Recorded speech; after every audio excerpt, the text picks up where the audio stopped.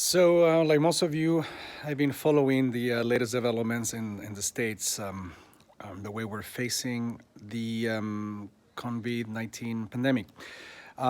You may be surprised, as I am, to hear that there's doubt among some decision makers and some people that actually have that they're considered opinion leaders, right, on TV, and the tweet by the president that we cannot let the solution to this problem be worse than the problem itself, which it presents this conflict between what is good for the economy may not be what is good for what we need to do in order to save the lives of millions among us.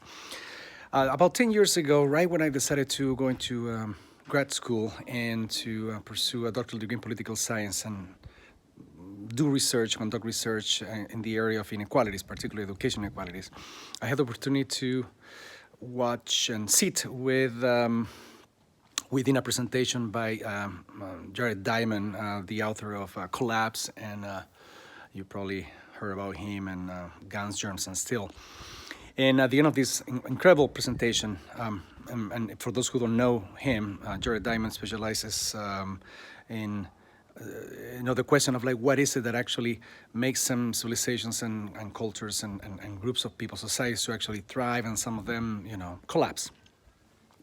And at the end of the presentation, which was fascinating, during the Q&A, the questions and answers section, the first question was quite fascinating, quite interesting. It was immediately a member of the public asked, well, if you could summarize in just 1 minute, what is the main factor that allows societies to thrive while others actually just disappear, collapse, fail?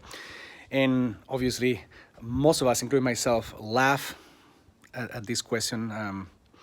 And however, the Jared Diamond, without even missing a beat, was like, "Well, yeah, of course, that's very easy to answer and to address, to the surprise of all of us, pretty much." And then he said, "Well, here's the thing: when the decision makers, those with power, with economic power, with political power, isolate themselves from the consequences of the decisions they make, then that society is pretty much doomed." And I think that definitely resonated with me through my entire doctoral degree and when I was conducting research, and I was actually always reminded of that particular thing, like the decision makers, those with powers.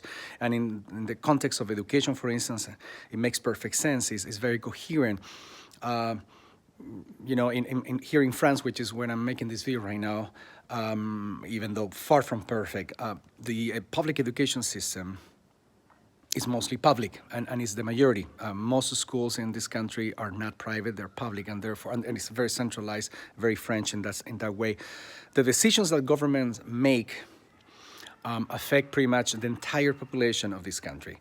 And in places where this is not the case, and where you have different kinds of systems, well, obviously the decisions, particularly those who actually make the decisions, tend to have their kids and themselves isolated from the consequences of the decisions we make on millions of people. In this case, will be public education versus, for instance, private pay education. What is happening today, I think that is a perfect example of this, in my opinion, of what Jared Diamond said during that conference. I think it resonates very clearly. If you think about it, the idea of sacrificing the lives of some, it makes sense within this framework, this terrible framework, this reality, right?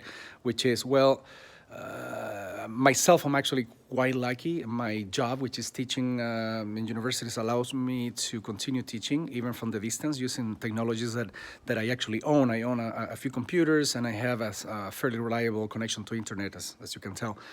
But it's not the case for millions among us that actually are suffering and experiencing this particular pandemic in a very different way, in a much dramatic way. I do have a little garden, as you can tell. Again, it's not the case for most of us. My kids have access to the technology and the tools that allow them to continue to some extent, with their studies.